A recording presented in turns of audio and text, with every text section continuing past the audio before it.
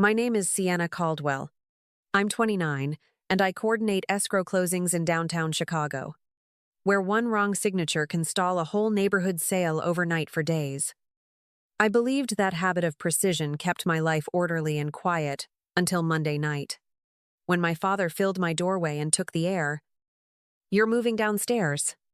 Sienna, Jace is taking your room." And the sentence landed like paperwork stamped and sealed. Final in his mind, with no appeal. Jace showed up minutes later with 2 suitcases and a girlfriend I'd met once, moving through my hallway like she had an invitation I never saw. Kara scanned my painted walls, the shelves I mounted with my own drill, then let her gaze settle on my bed like it was temporary furniture already. "It would be better if you left the house altogether."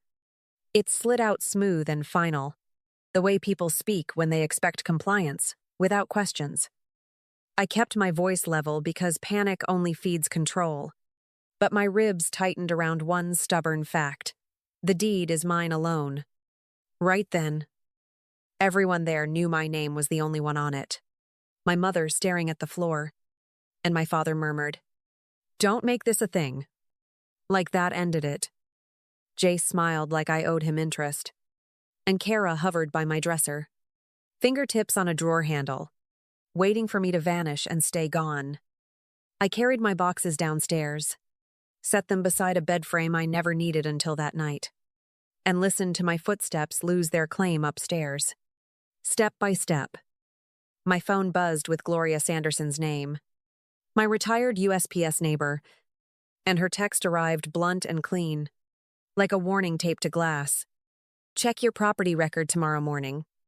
Sienna." Right away. And when I opened my credit app, one line cut clean through everything under my name: "New lien detected on property." At 7:12 morning, I called the credit union named in the alert, and the clerk stayed bright until I asked about my file. "Your HELOC opened 61 days ago under your name, Sienna Caldwell." And my throat went tight because my real signature hadn't touched anything in months. The documents match what we have on record. And my next question hung there. "What record? And who brought you my signature?" That night, I walked into my house like a guest with keys, and my father watched television without lifting his eyes from the recliner. Upstairs, Jace and Kara hauled boxes into my room, and her voice drifted down softly. "This space finally feels right for us." I kept moving anyway tonight, because the proof in my phone felt heavier than any argument I could win in that hallway. In the kitchen, I opened the drawer where I kept a photocopy of my deed, and the empty space looked wiped clean on purpose. I held the drawer open where he could see it and kept my voice flat. "Steady. Where did you put my papers?" "Safe." Landed like a lock clicking. "Because you get dramatic." And my mother stayed at the sink with her hands wet and still. I kept the words small. "My name is the only one on that deed, and you don't hold it back from me." And my father's mouth tightened. "Family lets you live here." Came back steady. And Kara laughed upstairs quietly like that sentence was a joke she'd already heard. Jace leaned into the doorway with a grin. "See, you always make it weird." And the grin dared me to prove I mattered. Downstairs, I opened the lean PDF, zoomed in on the signature, and my handwriting looked almost like mine, close enough to fool strangers. The last curve of my C ran wide instead of tight, and my middle initial printed instead of looped, like a trace from copied ink. My phone buzzed again with Gloria Sanderson, and her text cut clean. "Frank bragged this morning he finally pulled money from your house."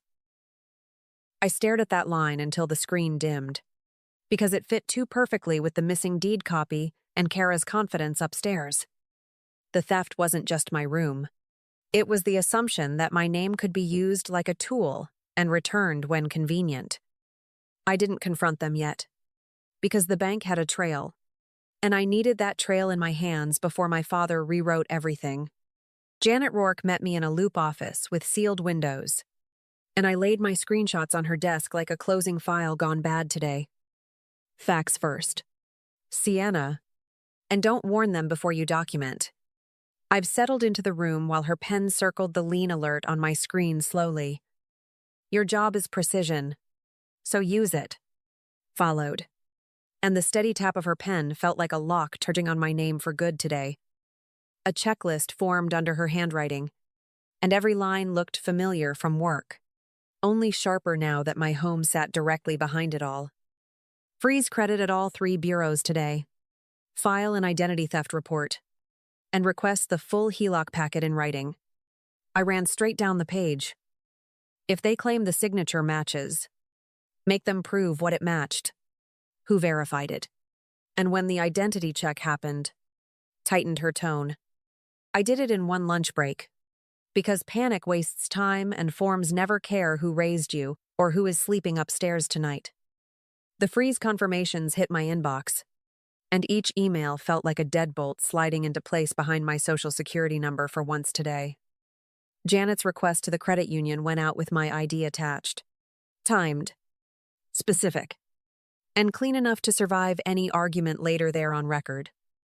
By dinner, my phone lit up with relatives I barely hear from, and every message sounded like my father using new mouths again tonight too. Think about your parents. Don't embarrass the family. You're overreacting. Repeated in different fonts. Like a script sent to everyone at once tonight anyway. I didn't answer. Because silence can't be misquoted while the bank logs everything, and my paper trail keeps growing in real time, daily, quietly. My mother knocked on my basement door late. Voice soft enough to sound harmless. Eyes fixed on the floorboards like they could swallow her whole. Please tell your lawyer to stop. Your father can't handle stress. It was floated in like a reset button meant to pull me back into line fast. Did you go to that credit union with him? And did you sign anything there? Came out steady, and her shoulders tightened in the doorway instantly. The next morning, Jace blocked me by the fridge, smiling like pressure, while Kara hovered behind him, already comfortable in my house, somehow still. You're doing this now. When we're finally getting settled. I've dragged across the kitchen like I owed them timing and permission to exist here at all. You're settled in my room, and my name just got used like a credit card. Held between us until his grin cracked at the edges, Kara stepped closer with neat front desk politeness and a dare in her eyes. Families bend rules.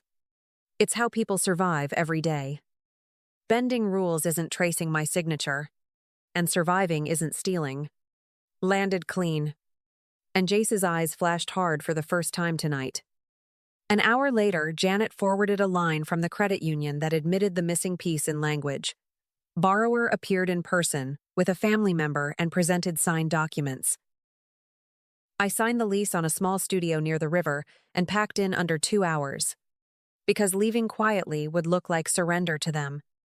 I placed a single white envelope on the kitchen counter and wrote, I'm not weak. I'm documenting. Then walked out without slamming anything. Behind me, I heard Jace laugh lightly. See? She couldn't handle it. And the sound followed me down the front steps. By the time I reached my car, my phone lit up with my father's name, and I let it ring twice before answering. So you're running? Came through flat and confident, and I kept my tone even. I'm separating logistics from emotion. He exhaled sharply. This house works better without drama. And the word drama landed heavy after a lien appeared under my name.